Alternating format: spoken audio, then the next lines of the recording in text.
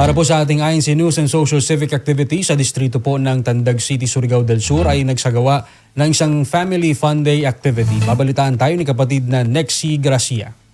Isinagawa ang Family Fun Day dito sa distrito ng Tandag City, Surigao del Sur na dinaluhan ng mga kapatid at kani-kanilang pamilya. Sa isinagawang aktibidad, naging tampok ang mga iba't ibang booth at mga palarong pampamilya na nagbigay ng saya, sigla at pagkakataong higit pang mapatibay ang pagkakabuklod ng bawat isa. Hindi lamang naging libangan, kundi nagsilbi ring pagkakataon upang lalong mapalalim ang samahan ng mga magkakapatid sa iglesia. Muli ring ipinakita sa naturang aktibidad ang diwa ng pagkakaisa, pagmamahalan at pagtutulungan na pawang-ayon sa mga kalooban ng Panginoong Diyos, patuloy na sinusunod ng mga kaanib sa Iglesia ni Cristo. Mula po rito sa Tandag City, Surigao del Sur, ako po si kapatid na Nexie Gracia para sa Iglesia ni Cristo News Network. Maraming salamat kapatid na Nexie, may buntag sa tanang mga igsoon nato dira sa Tandag.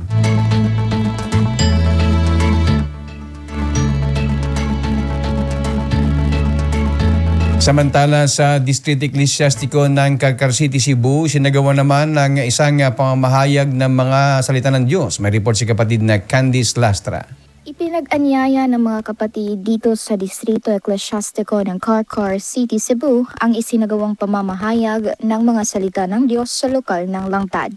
Labis ang kaligayahan ng mga kapatid sapagkat sa awa at tulong ng Panginoong Diyos ay nagbunga ang kanilang pagsisikap na mag-anyaya ng mga panauhin na dadalo sa nasabing pamamahayag. Isa po sa ginawa ng mga kapatid sa lupa ay namahagi po kami ng polyeto at pasubo para makapag-imbita po ng maraming taong makapakinig ng mga salita ng ating Panginoong Diyos. Pinangunahan ni kapatid na Abner Flores, tagapangasiwa ng distrito, ang pagtuturo ng mga salita ng Diyos na nakasulat sa Biblia. Una po sa lahat ay ating ipinagpapasalamat sa ating Panginoong Diyos at sa ating Panginoong Hesus. Ang ginawa nating pamamahayag ng mga salita ng Diyos ay naging matagumpay.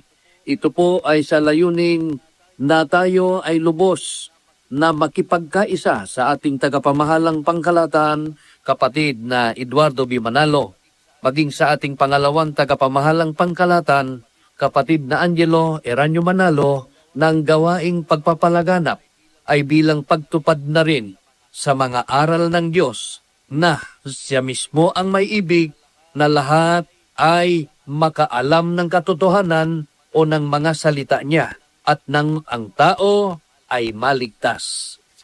Atintibong nakinig ang mga panauhin. Positibo ang kanilang reaksyon at marami sa kanila ang nagpahayag ng kanilang interes na magpatuloy sa pagsusuri sa mga aral ng Diyos na sinasampalatayanan ng mga kaanib sa Iglesia ni Cristo. Nangako naman ng mga kapatid na lalo pa silang magsisikap na makatulong sa gawaing pagpapalaganap ng dalisay na ebanghelyo na patuloy na itinataguyod ng mga kaanib sa Iglesia ni Cristo sa pangunguna ng pamamahala. Mula po rito sa Calcar City, Cebu, ako po si kapatid na Candice Lastra para sa Iglesia ni Cristo News Network. Maraming salamat kapatid na Candice. Wala tayong oras ha. Batiin lang natin si Kuya Rodroni, pati po ang kapatid na Israel Flores ha. Magandang umaga po sa inyo. Yung ibang mga pinababati mo Kuya Rod, sa susunod na lang po natin batiin ha.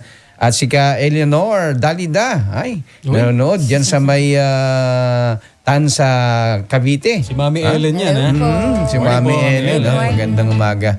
Okay, paalam na tayo. Ate El? Opo. Narinig ko po yung pangalan ko eh. Eleanor? Ay, oo nga. Eleanor. Yan. Eleanor. Pangalan ng mga Eleanor ano yun eh. po. Asyendera. Yun, mga mayayaman. Wow. Salamat tayo. Mga El. rofor. Opo, maraming salamat po sa inyong lahat. Maraming salamat po sa sumubaybay at tumutok po sa ating programa. Ingat po tayo sa mga sa social media po, kagaya ng ating binalita kanina, dahil imbis na ma-Facebook tayo, ma-fake news tayo. Maraming salamat po sa nagpadala ng mga messages and greetings po. Maraming salamat din po sa lahat ng tumulong upang mabuo ang ating programa. Maraming salamat po kina kapatid na Mona Dagsaan, kapatid na Liza Amata, Mika Hintalan, Sam Octavo, Felix Brul, kapatid na Clarence Paralisan, at syempre po sa ating technical side. Maraming salamat po kina kapatid na Daryl Pearl and Cabo at Arnold Kabatik. Thank you rin po kina kapatid na Jenrich Rosario at kapatid na Ian Ferry at kapatid na June Ibueg. Maraming salamat po sa ating pangalawang tagapamahalang pangkalahatan, ang kapatid na Angela Eranio Manalo, at maraming salamat po sa kapatid na Eduardo V. Manalo, ang ating tagapamahalang pangkalahatan. Magandang umaga po. At yan po ang kabuuan ng ating pong programa sa umagang ito. Kami po ang inyong mga nakasama. Ako po si kapatid na Mark Terante. Ako po si kapatid na Faith Dalida. Ako naman po ang kapatid na June Miranda. At ako naman po si kapatid na Ella Aguilar. Samahan po ninyo kaming muli sa araw po ng Lunes dito pa rin sa INC Radio. News and updates.